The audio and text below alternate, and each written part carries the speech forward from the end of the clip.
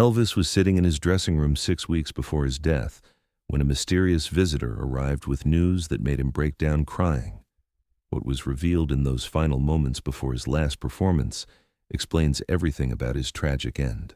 It was June 26, 1977, at the Market Square Arena in Indianapolis, Indiana.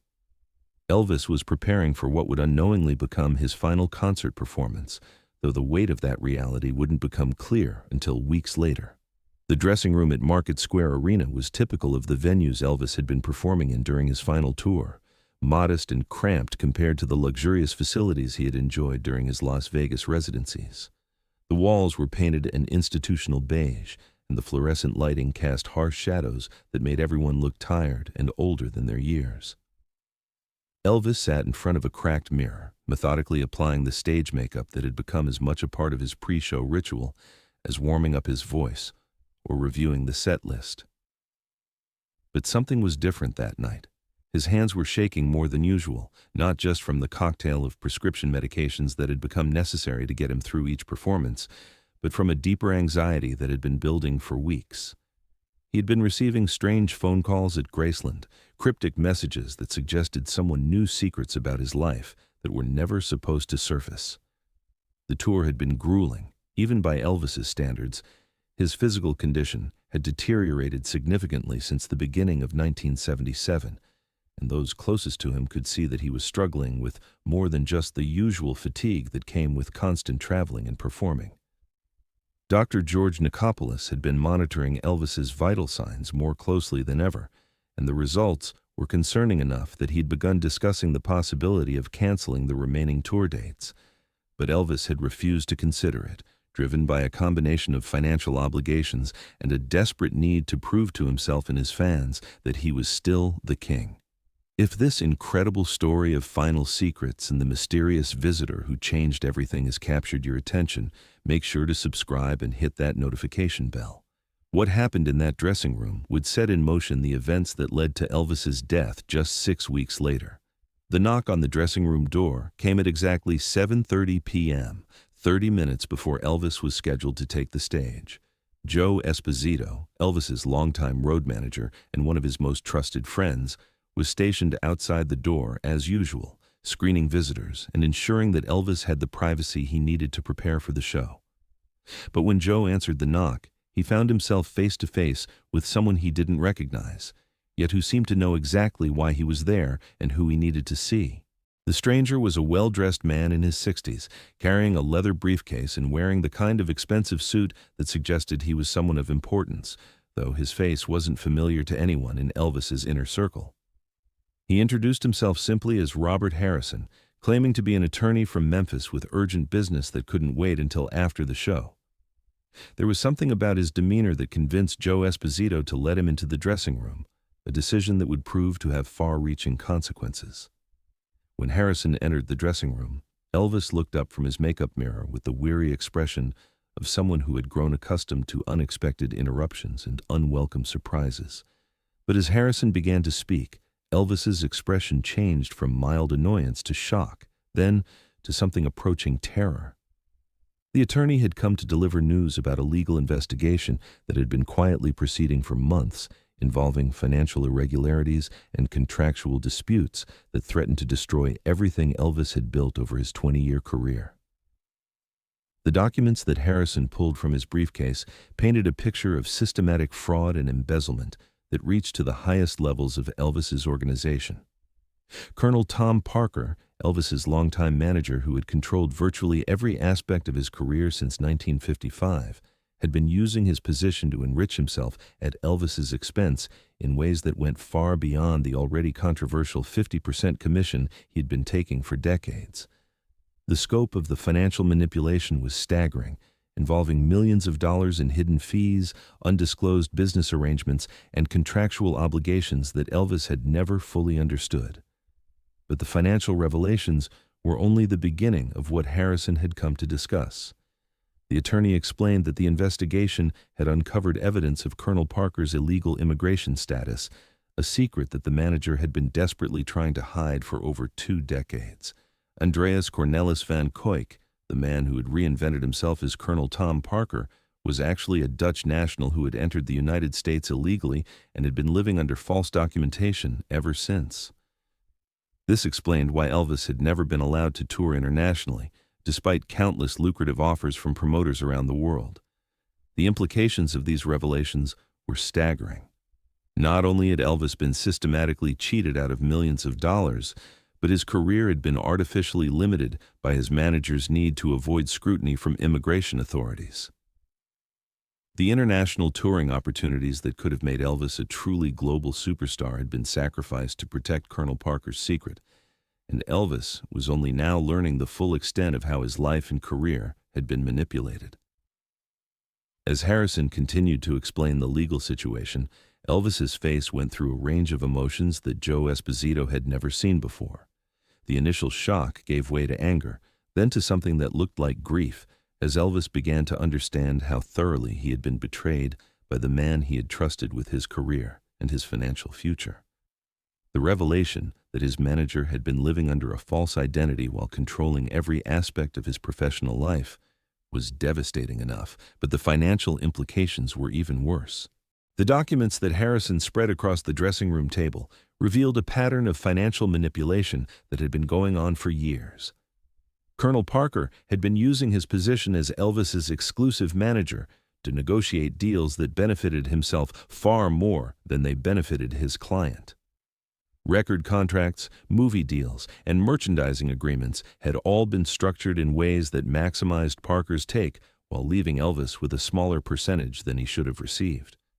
The most shocking revelation involved the sale of Elvis's back catalog to RCA Records in 1973, a deal that Colonel Parker had presented as a necessary move to provide Elvis with immediate cash flow.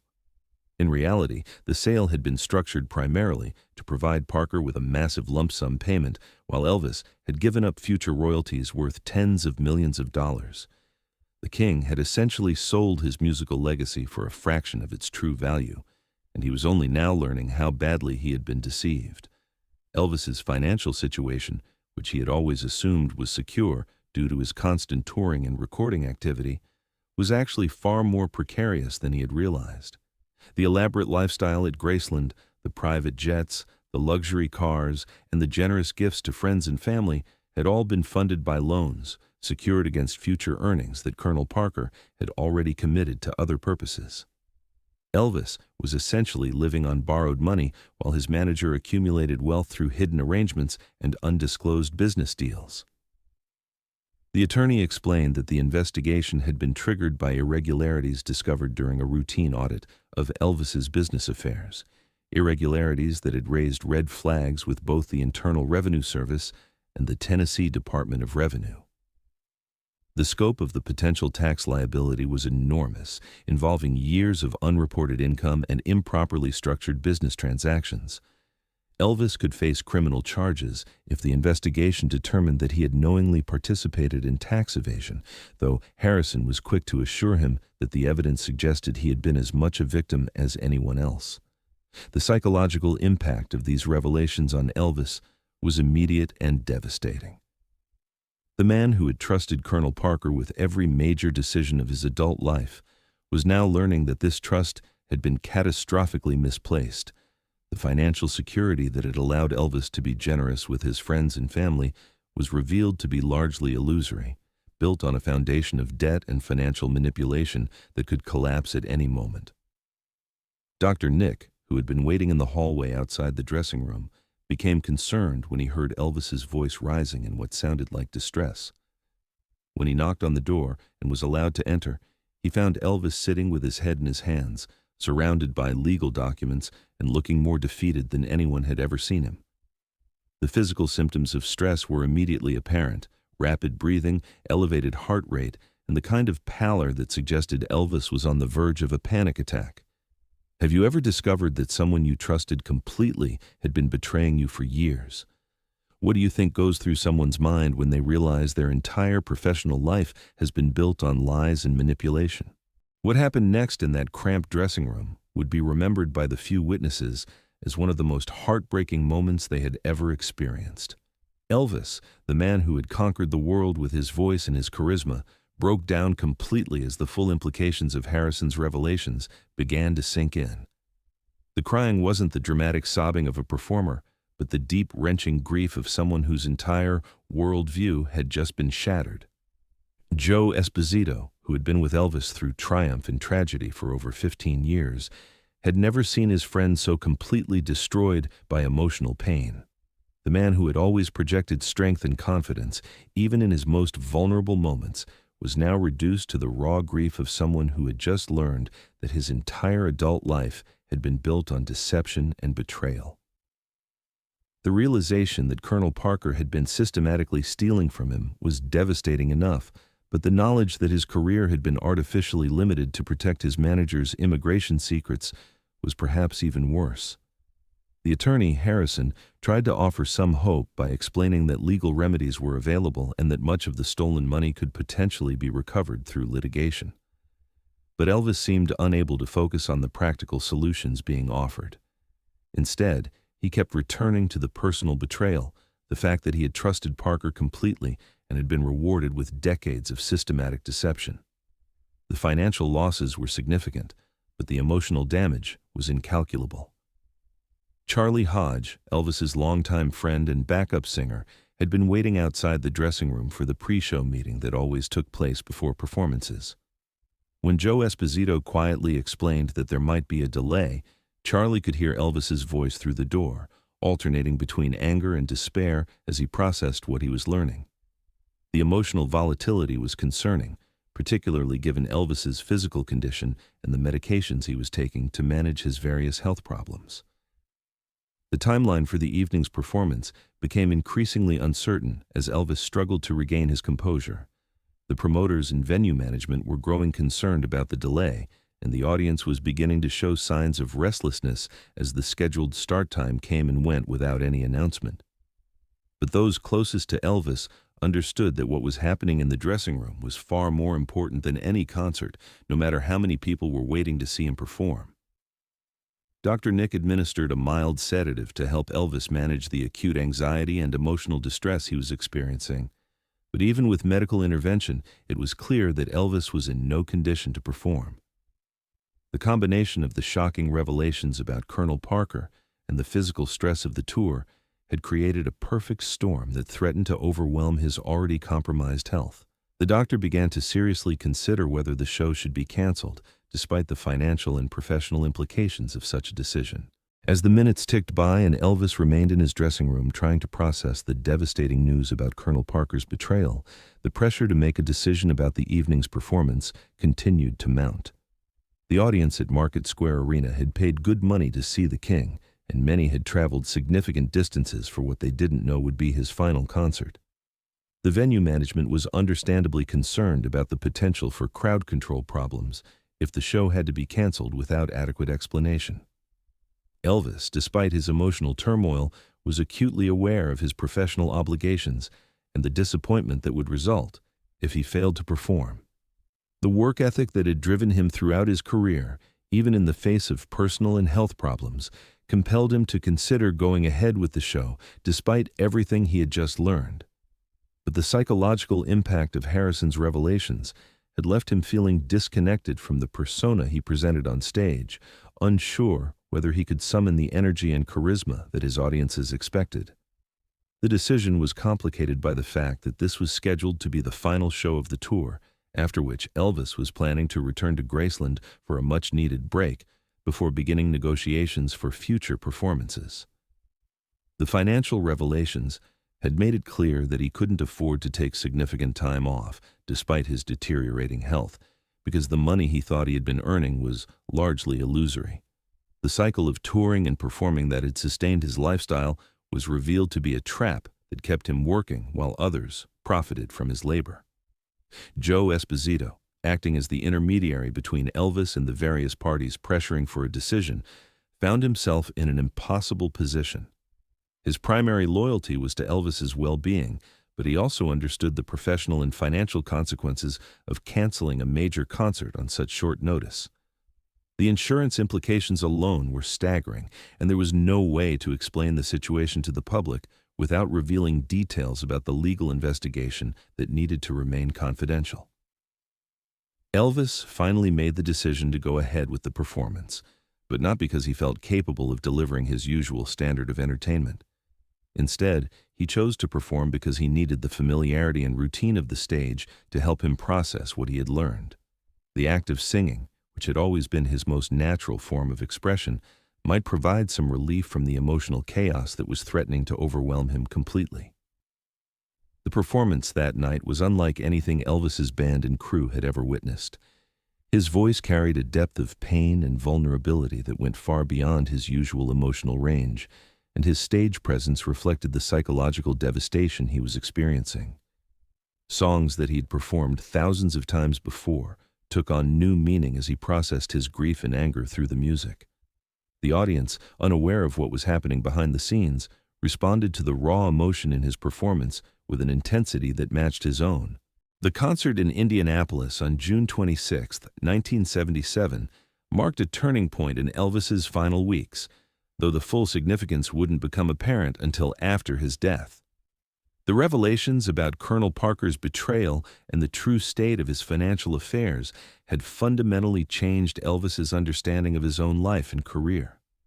The man who had always prided himself on his loyalty and trust had learned that these same qualities had made him vulnerable to systematic exploitation. In the days following the Indianapolis concert, Elvis returned to Graceland in a state of emotional and physical exhaustion that was apparent to everyone around him. The usual post-tour recovery period, which normally involved rest, relaxation, and time with family and friends, was instead consumed by meetings with attorneys, accountants, and investigators as Elvis tried to understand the full scope of Colonel Parker's deceptions.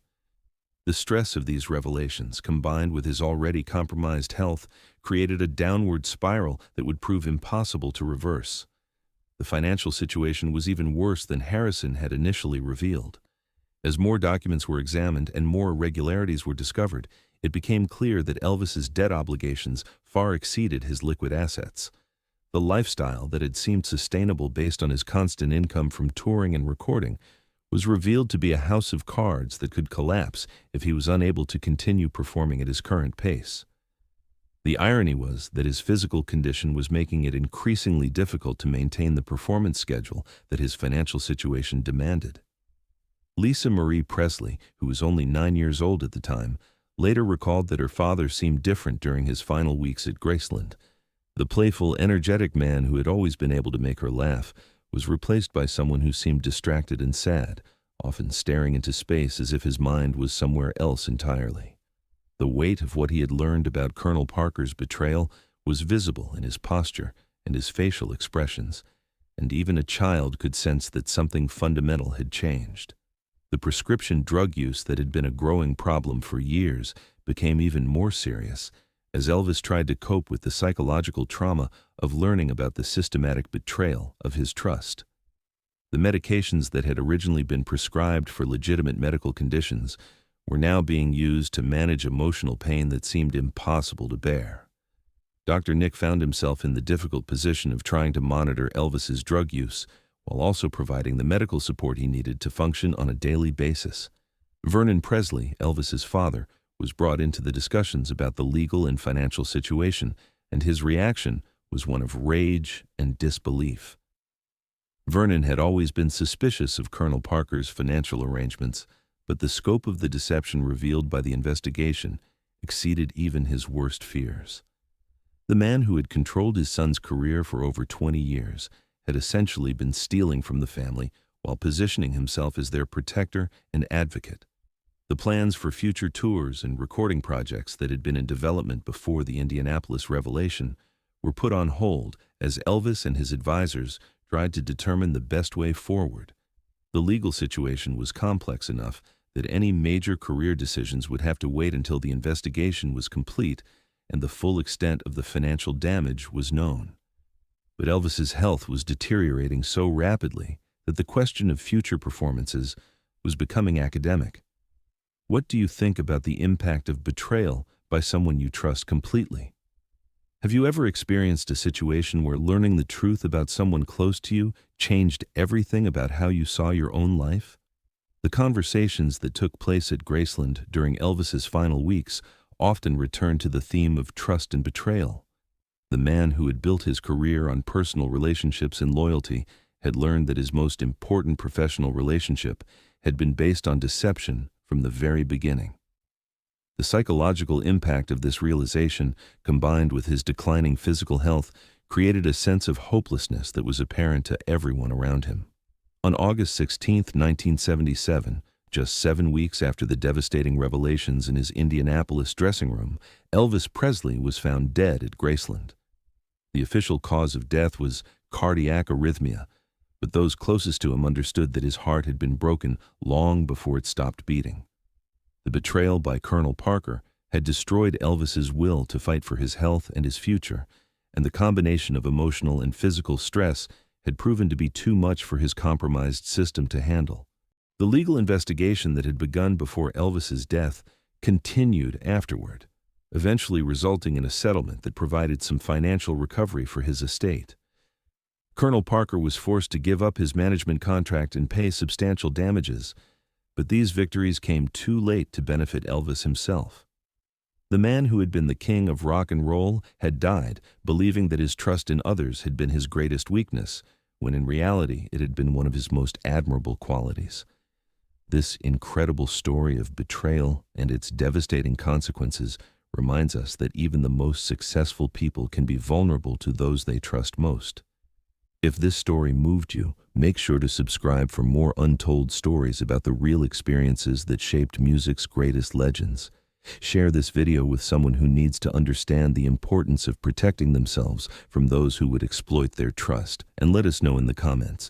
What do you think about the responsibility we have to protect those who trust us completely?